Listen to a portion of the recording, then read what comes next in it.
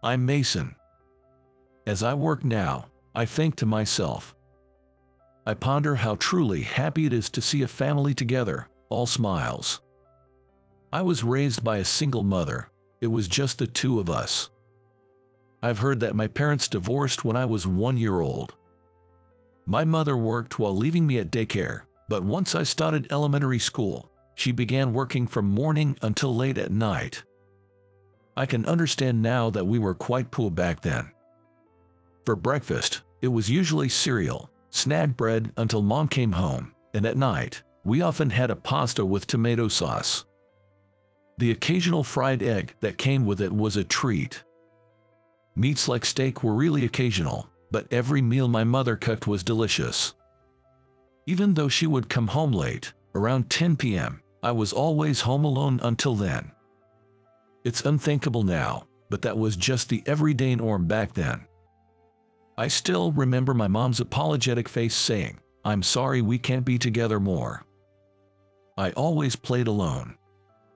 I was going back and forth between the parking lot of my apartment building, the grassy area next to it, and a small park a little further down the street. My clothes were a worn-out t-shirt. Maybe because I looked timid and was quiet, I didn't make friends. But I think it was good that I didn't have any friends. I couldn't have played like everyone else.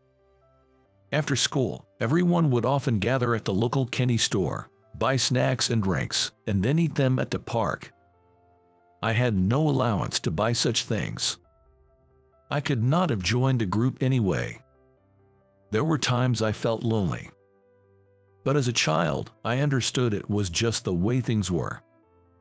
Being alone was normal for me, but as I got a bit older in elementary school, my world expanded, and I had a special encounter. Walking down one of the back alleys from my house, I saw a dog with a beaming smile in the yard of a house, wagging its tail at me. How cute! I muttered to myself, stopping in my tracks. As I kept watching, the dog wagged its tail even more and started barking excitedly. Then, I noticed a lady, about my mom's age, sitting nearby, whom I hadn't seen before. When she noticed me standing there, she asked, "Oh, who do we have here?" I was surprised to see someone there and found myself at a loss for words. Then the lady said, "It seems Buddy is happy to see you. Want to come over?" Wanting to get closer to the dog, I nodded yes. The lady then said, "Come on in. Buddy is gentle. He won't bite. He loves being petted," she told me with a smile as I cautiously approached the dog. I tentatively reached out to pet the dog. As I did, the dog sat down, wagging its tail, and seemed delighted to be petted. Then the dog sat down, wagging its tail excitedly as I petted it. From that day on, I started visiting Buddy. On days when the lady wasn't gardening, I somehow felt I shouldn't go into the yard, so I just waved at Buddy and went back. Buddy always barked happily when he saw me, letting me pet him as much as I wanted. I loved that gentle Buddy. "You're kind to animals, aren't you? Buddy always looks so happy when you come," the lady told me, making me smile. As I was petting Buddy, the lady exclaimed, "Oh, I bought something new today," and rushed inside the house. She came back with something in a plastic bag and asked, "Mason, do you want to give Buddy a treat?" I nodded, took the treat from her, and gave it to Buddy. "Lucky you, Buddy, getting treats. When I was in daycare, I missed snack time," I said to Buddy as he happily munched on his treat. I was just voicing my thoughts at the time.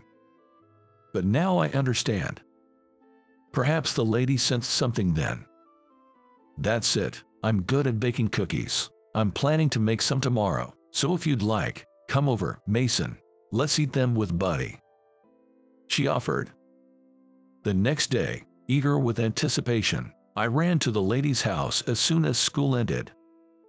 "I've been waiting for you." I was greeted by the smiling faces of the lady and Buddy.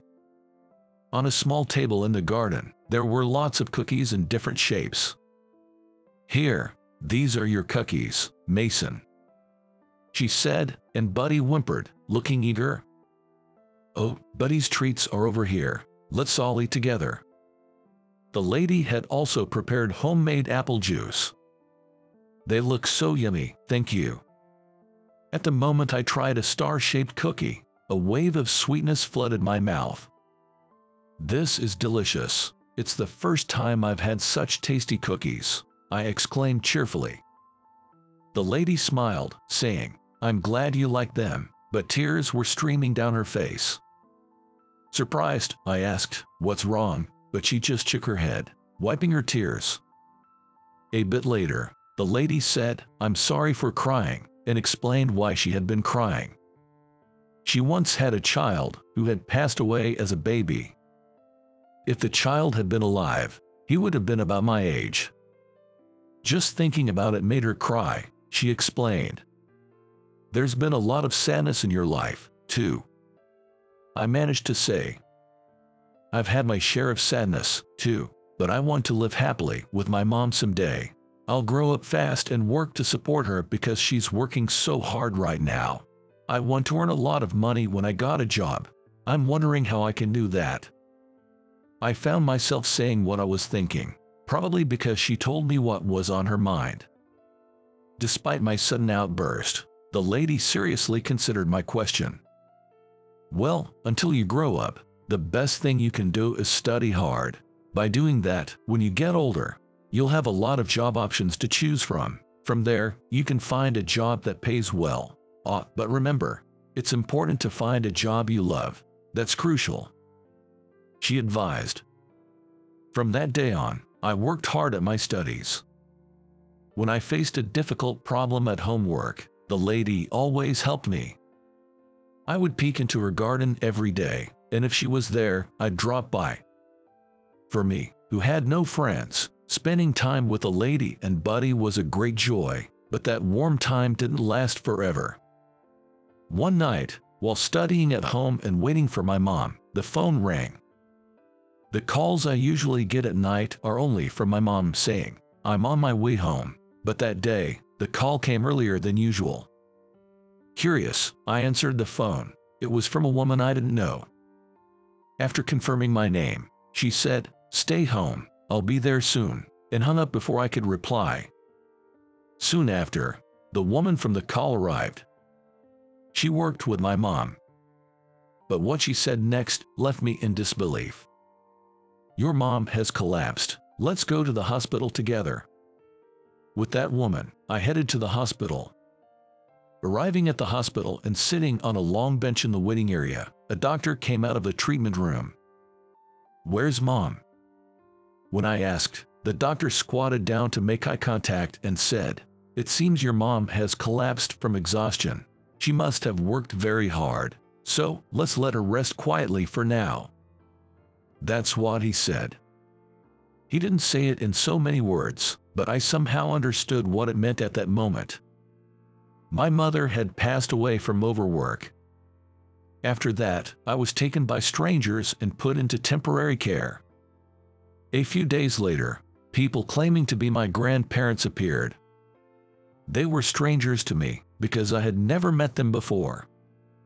I don't know how they were contacted, but it seemed there had been some estrangement between them and my mom.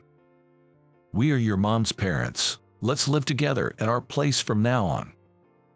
The person claiming to be my grandfather said this with a bright smile.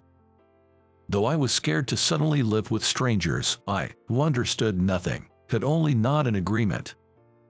After my mother's funeral, the day to move came. My grandparents and I were moving boxes into the car. "It's time to say goodbye to this place." That's when I suddenly remembered the lady and Buddy. I have to say goodbye properly. "Grandpa, please wait, just a moment." I ran as fast as I could to the lady's house, gasping for breath. "Hello, I'm here," I shouted as loudly as I ever had.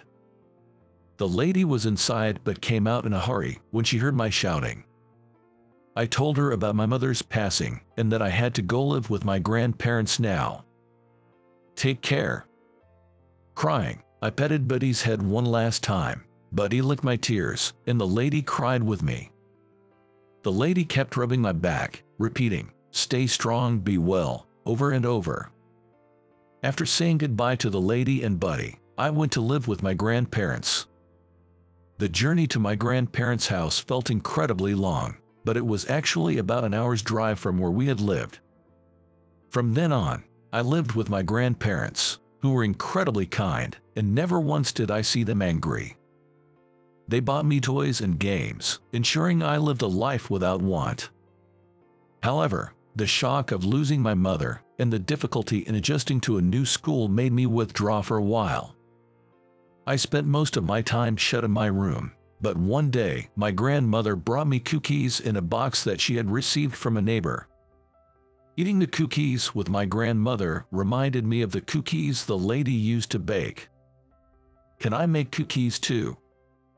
With that thought, I used my allowance from my grandmother to buy cookie ingredients. From that day, I began baking sweets. My grandparents were relieved to see me enjoying baking and let me do as I wished. I progressed through middle and high school and then went on to vocational school. My grandparents were always there to support me. Fully aware that my education wasn't free, I studied hard and graduated top of my class from vocational school. After graduation, I started working at a cake shop, gaining experience as a pastry chef. After working for several years, my grandparents passed away. For many years, I was alone until I formed a bond with Lily, who was 11 years younger and worked at the shop, leading to our marriage. Despite our age difference, which often surprises people, she's very mature and a wonderful wife. With my marriage as a turning point and having always wanted to own my shop, I decided to become independent. It's a small shop, but I opened a pastry shop with a cafe. This shop, started by my wife and me, has a special focus. When I chose the location for the shop, by chance, which is placed on a street with kindergartens and nurseries. Initially, I planned to open a regular pastry shop, but choosing that location sparked a new inspiration in me. Let's make sweets that even kids find delicious. It's not uncommon for young children to have allergies to eggs or milk. Therefore, in addition to making regular cakes, I also created cakes and cookies without using eggs or milk. The items we sell include strawberry sponge cakes, chocolate cakes, tarts, roll cakes, and cookies. The selection is limited and simple, but having egg-free and milk-free options quickly spread by word of mouth, and we became known as a delicious cake shop where children could also enjoy treats. Many parents and their children stop by after picking up their kids from kindergarten or nursery. On occasion, we are requested to provide birthday cakes that do not contain eggs or milk. As a little service, we also have individually wrapped cookies at the register for kids to pick and take home with them. I'm glad we set up shop here. The bright smiles of the children always give me energy. Having my own shop, a family to protect, and living a normal life was something I could never have imagined back then. Reflecting on those times, I couldn't have pictured this, but I want to cherish the happiness I feel now as I live each day. One day, my mother-in-law asked me for a favor. On a day when the shop was closed, she wanted help cleaning up her childhood home, which had been left untouched for many years. Since her parents had passed away, the house had been left as is, but now, she planned to sell the land. Before handing it over to the real estate agent, she wanted to clean up the inside of the house. On a day when both our days off coincided, the three of us went to her childhood home. But there, something astonishing happened. I found myself stopping in my tracks in front of the garden.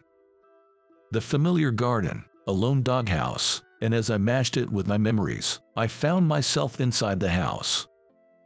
On a small shelf, there was a photo of a dog and the name Buddy. I might have been here when I was a kid, I muttered. When I murmured that, both of them tilted their heads and went, "Huh?" That's when I shared my past experiences. After hearing the whole story, she, with her hand over her mouth, said, "That story is true, isn't it?" "No way, I couldn't believe it," and started recalling her memories. Turns out, my mother-in-law was a kind lady from my childhood. She is currently a preschool principal, and it seems that her decision to pursue this career was influenced by me. Back then, the lady didn't have children, but after I was taken in by my grandparents, she became pregnant.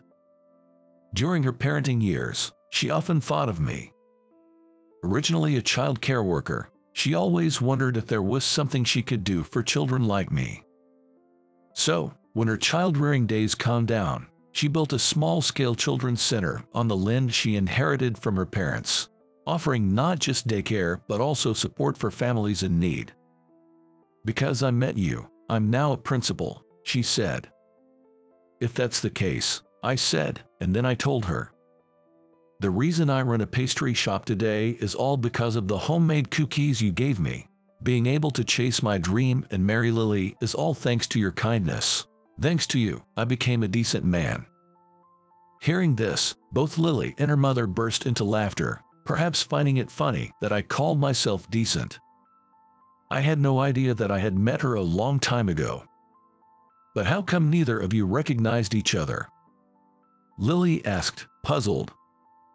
Immediately, she responded, "Well, it was a story from over 30 years ago. But really, it's strange. Even though you got married and lived so close, I never realized. We both changed too much to recognize each other, and we all laughed together at the absurdity." One day, with a serious expression, my wife said, "I have something to discuss with you." Curious, I asked what was on her mind. "I've been thinking if there's something I can do too." She shared her thoughts. Hearing about how her mother and I met, Lily wanted to do something for the community and the children as well. She had volunteered during her student days and had always wanted to contribute in some way when she could. She proposed an idea, suggesting we work on it together if it wouldn't be too much trouble. I agreed to her proposal. A few times a year, holidays and our shop's regular days off coincide. We decided to start a family baking workshop during these days. Since the shop was too small, we used the children's center. The plan involves enjoying the decoration of cakes and cookies without using any fire. I want to continue innovating within our capabilities, but I also plan to keep going as we have been.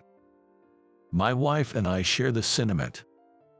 Here's to seeing even more sparkling smiles from parents and children in the future.